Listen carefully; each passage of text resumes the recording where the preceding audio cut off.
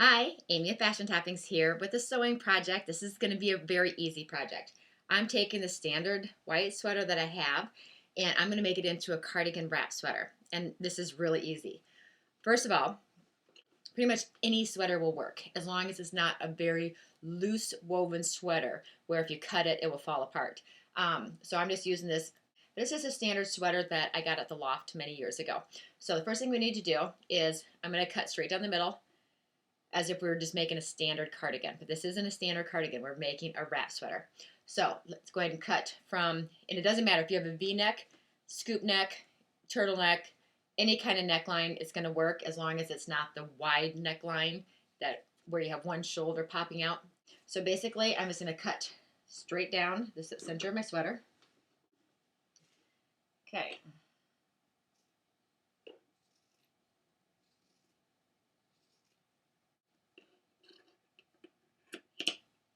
Okay. So I've cut up my sweater, and the next step is I need to use my ruler, and on the ground I would use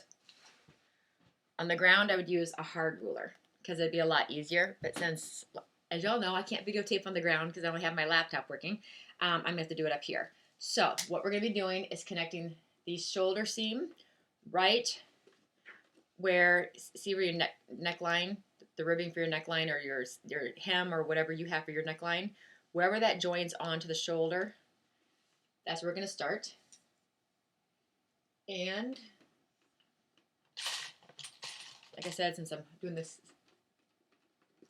for a mannequin, I have to do it this way. And we're just going to connect that shoulder point where your neckline connects onto your shoulder and down to the bottom of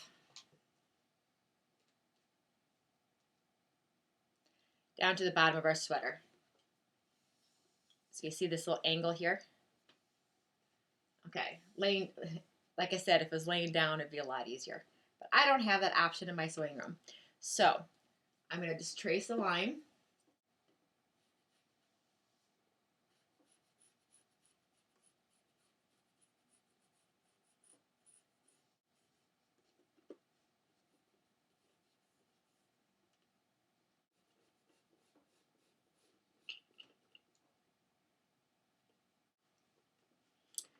Okay, so I have my chalk line. Since you can't really see my chalk line, I put pins along so you can see that I'm going to go straight from this corner, right where my ribbing for my neckline stops, and I'm just going to cut straight down to my corner at the bottom here. Okay, go ahead and do that real quick. Okay, now that I've cut this big strip off of this part of the sweater, now I'm going to flip it over, set it on here straight, and use that as a template on how much to cut off this side. So I'm going to go ahead and cut off this side, and I'll be right back. Okay, now that we have both of our sides cut, we still have, you can see at the top here, I still have a chunk of ribbing around the back of the neck. So I'm just going to cut right along that neckline seam, removing all of that ribbing.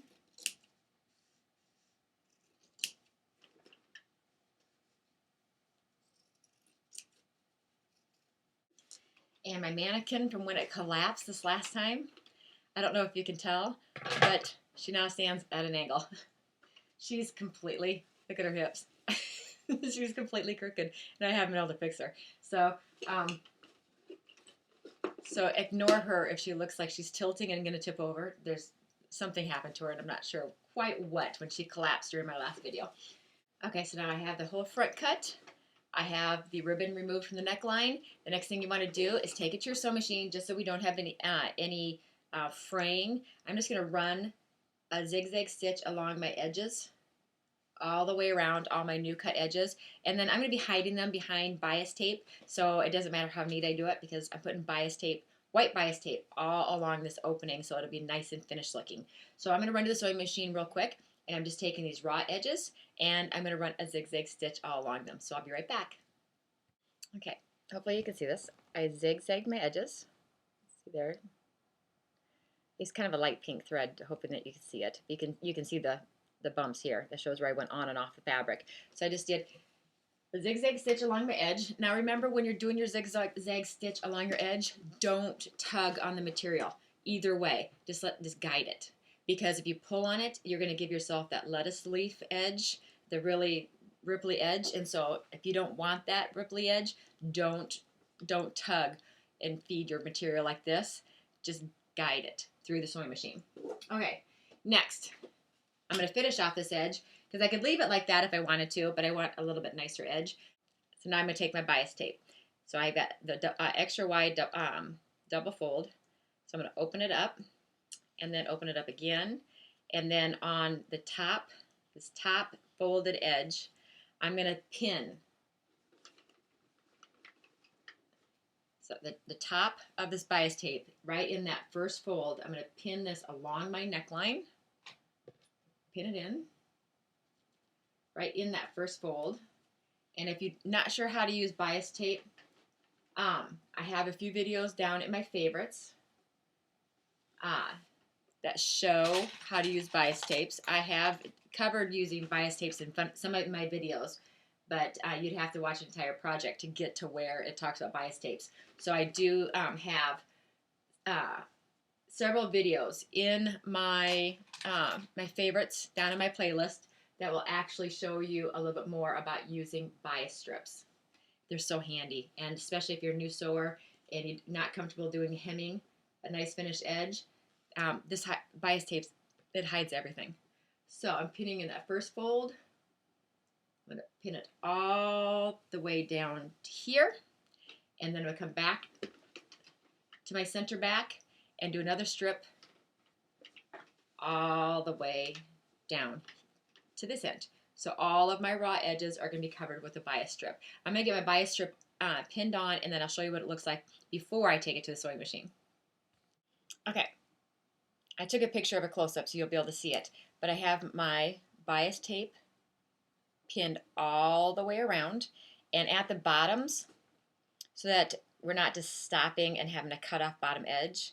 Now at the bottom of my, here's the bottom of my sweater here, I left an extra ½ inch, well, I guess I left about an inch of extra bias tape, because then what we do is after we sew it on and we folded it over, we can just tuck this behind and sew it down so we have a nice finished bottom edge. But we're not going to do that until we've sewn it on.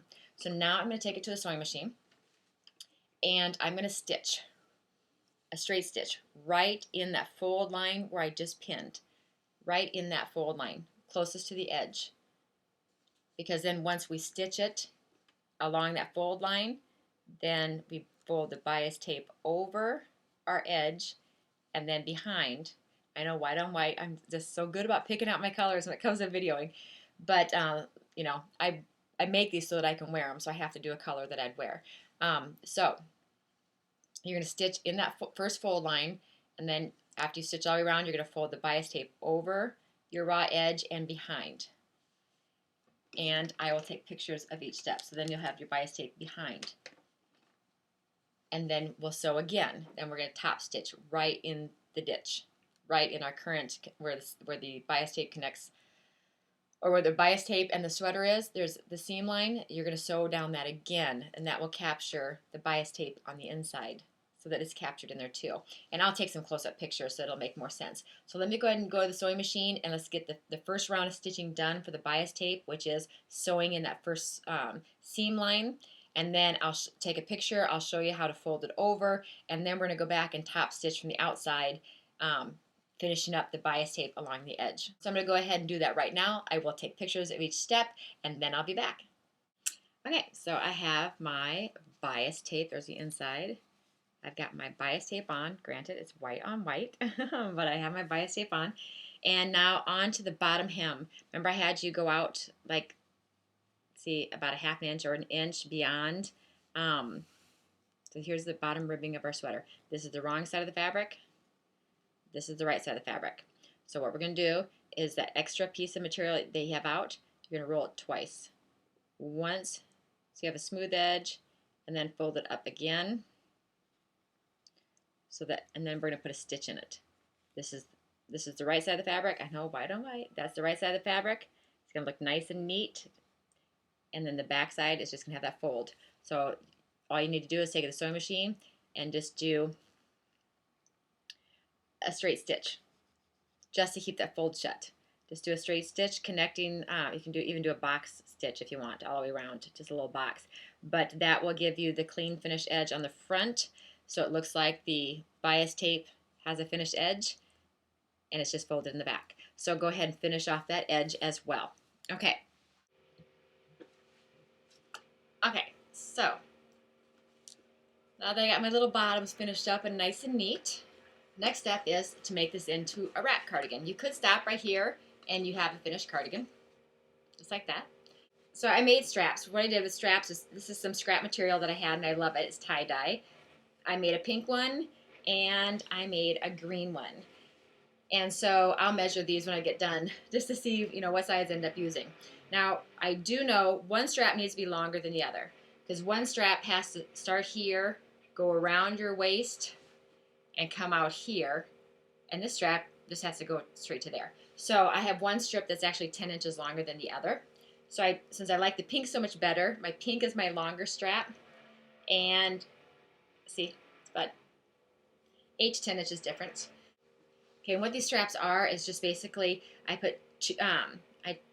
cut a long strip, fold it in half, and then sew down the one side, just like we make our little belts for our halter tops, and just sew down the one side. So it's a large piece of long strip of fabric, fold it in half, and then stitch down the open side. Okay, and that's how I made my strap. And if you want to make it look nice and neat, I don't know if you can see that, but then I went back and I top stitched. See, I top stitched there, and I top stitched there. So both sides I top stitched just to make it flat. Okay, so my longer strip is going to be attached right in underneath our bias strip here. So you'll be pinning one on to your left arm. If you're wearing it, that would be your left arm. So the longest strip gets connected right underneath your bias strip, right there. Okay, now our other strip goes on the right side.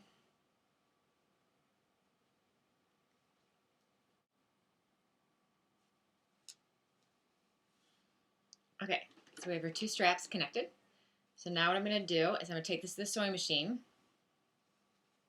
and I'm going to sew a straight stitch right in my current stitch line, up and down, capturing the strap to the sweater. So I'm going to do a straight stitch from here to here, and then I'm going to do one also in the stitch line here, connecting this strap to this side of the sweater. So I'm going to go ahead and do that real quick, and then I'll show you what's next, and we're almost done. So I'll be right back. Okay, now I've got my straps on, as you can see. Okay, the pink one, remember, is my long one.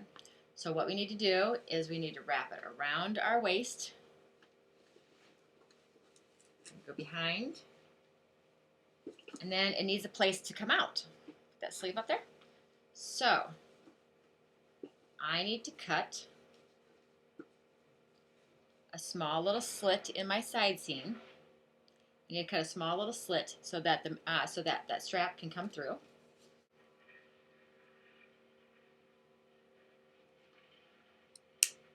And you can either use, oops, cut it right straight. Then you can either use fray check, or you can run this back through your sewing machine, the zigzag stitch. There we go. You can either run it through your sewing machine with a zigzag stitch, or put fray check around this opening to keep it from snagging it or fraying any farther. But this is got to make sure the hole is big enough for your strap to come through.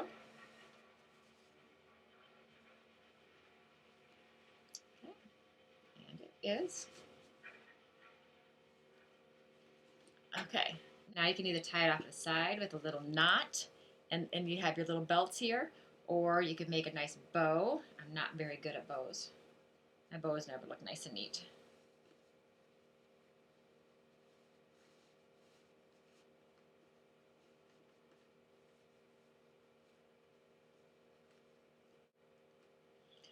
See, I told you I'm not very good at bows. Or you can put a little bow right there. So you made your little sweater into there, a little wrap sweater on my lopsided mannequin. There we go. So isn't that cute? Isn't that cute? I love it. A cute little bow. And see, if I want to, all I have to do is seam rip this bow off, and I can change colors if I ever get sick of, always having the pink tie-dye, the pink and green tie-dye. I have so many colors in here. I can wear this with a lot. But if I ever get sick of this, I can always just cut the strap off and put a different color strap on, or black ribbon, or polka dotted ribbon, or whatever I want. But it makes it into a cute little wrap cardigan. Little splash of color. Isn't that cute? Granted, I think I'll probably make that little bow just a little bit shorter. But just gives a new look. If you have a stain on your sweater, or if you have a little tear, then don't throw it away. Just make it into a wrap sweater. Well, this is Amy with Fashion Toppings with yet another refashion project, a quick and easy sweater refashioning. And with the holidays coming up, next week being Thanksgiving, happy Thanksgiving, everyone. I have my kids home from school, and so I might not be able to get any sewing videos done this coming up next week, because my husband's on vacation, my kids are on vacation, we're all going to be home together, and so I might not be able to get a sewing video in next week, but I will be back the following week. I am going to film a thrift haul, because I did some thrifting today, went to an estate sale, got a gorgeous little glass hutch for my sewing table, and I'll film all of that on Monday or Tuesday, or maybe this weekend. And so I will have a thrifting video up next week, but just not a sewing video, I don't think. So, well, this is Amy of Fashion Toppings again. Until next time, you have a great day. Happy Thanksgiving, everyone.